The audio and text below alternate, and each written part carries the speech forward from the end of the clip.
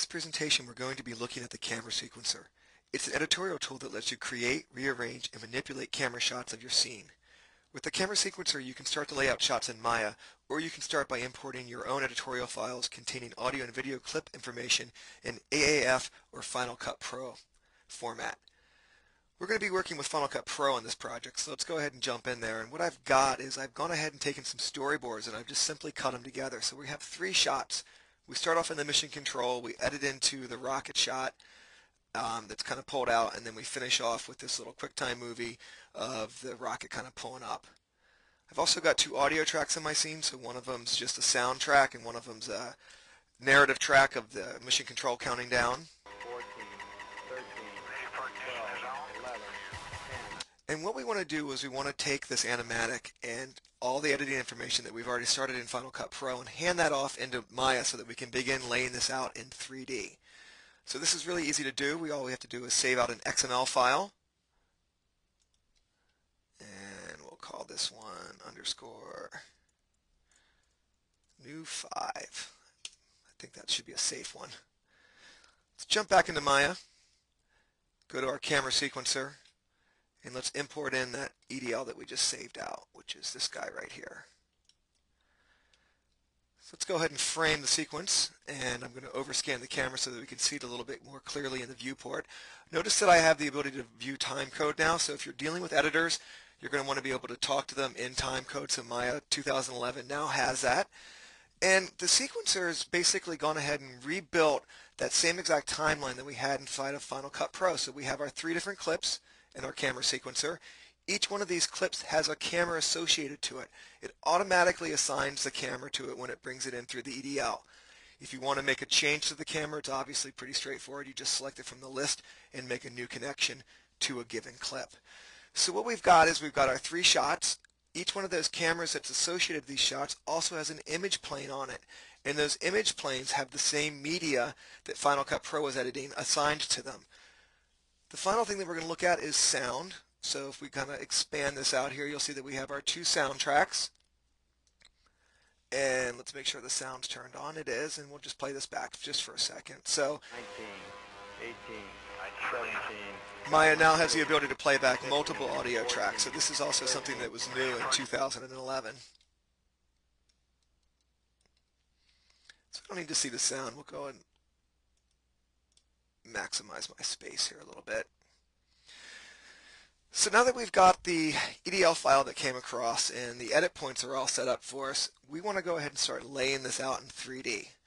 So to do that, I'm going to go and drop the opacity level in the image plane a little bit so that I can see into my viewport and start to position this geometry to line up with the storyboard. So this is inside the control room. We're going to go ahead and just drop the opacity down here. So the control room is basically on the back side of my scene here. So we'll frame in on that control room, kind of spin my guy around here, and we'll start to lay this out. Now at any time I can go back into this and bring up that opacity level and use that to help guide the overall layout of my shot. That looks good. So we'll zero that one out. We can jump over to our next shot, which is obviously this rocket here. So we'll drop the opacity down again, and we'll really quickly line this stuff up. That looks pretty good. Take this and duplicate it and bring it across. Jump back here and just make sure that we're getting the overall feel of that, and I think we are doing a pretty good job of that. So let's finish off with our final shot, which is a close-up of the rocket, and this one's actually got a little bit of movement on it. So this is the big pull-out shot.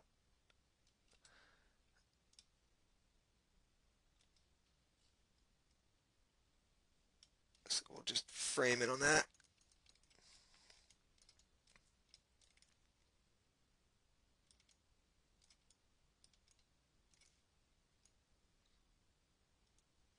So if we scrub through our time slider now, we've gone ahead and we've done some initial layout. This stuff's all looking pretty good, and I want to start to further refine my pre-visualization. So if you look at what's going on with this character, actually I'm going to push it on him a little bit here and get a little tighter on him.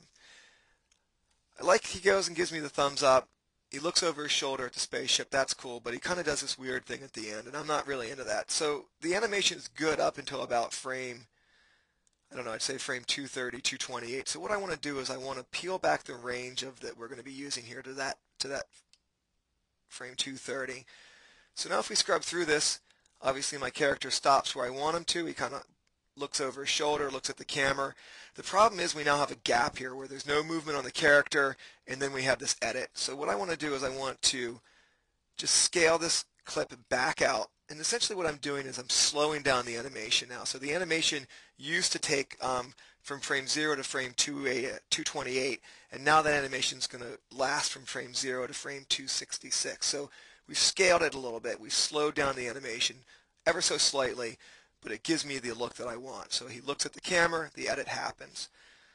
So the next thing that we want to do is just a couple camera animations. So we'll go ahead and we'll select this camera.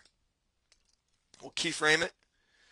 We'll scrub forward in time to right about there. Maybe I'll push it down and kind of fly by those radar dishes. We'll keyframe that again. And for this one, the rocket's already animated and taking off. And what I want to do is I want to make sure that this camera goes along for the ride of that rocket. So I'm going to go ahead and just simply select the camera and add to my selection by holding down my Shift key, hit the P key to do a parent operation. So what I've done is I've parented the camera into that rocket ship so it goes along for the ride of that rocket. And I'm going to go ahead and just add a little bit of secondary animation on top of this camera. So again, we'll just make sure that we have the camera selected. This is my starting point. I like that. We'll go ahead and we'll keyframe it. Right about here, the camera's taking up. I want to get onto the top side of the camera.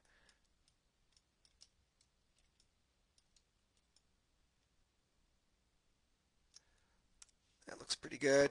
We'll finish this off by going to the tail of the shot. Want to introduce in a little bit of twist into that. Get tied up on the nose again.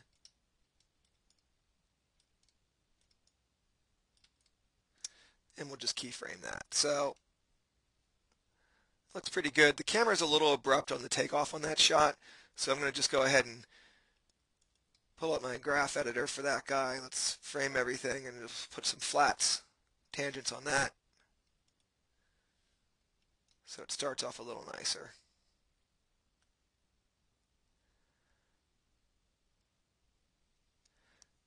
So now that I've done this, at any given time I can go in here and I can tell Maya that I want to playblast these shots. So I could say playblast a sequence or playblast each individual shot.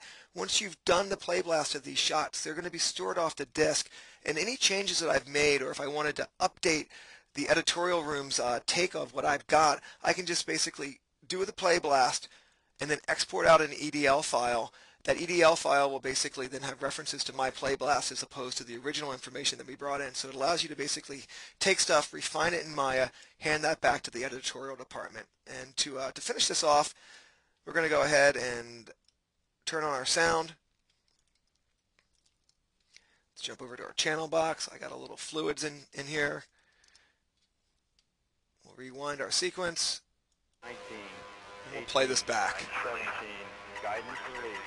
15, 14, 13, 12, 11, 10, 9. Having mission sequence start. 5, 4. The engine's now building up to 7.7 million pounds of thrust.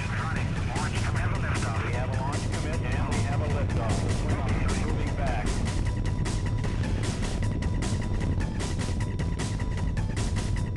We cleared the tower. Roger, cleared the tower. Houston is now controlling. Rolling up good thrust on 5. Roger. Take your roll program. 19.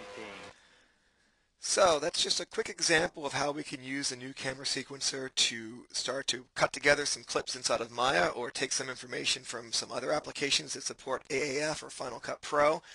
And it's a great new tool.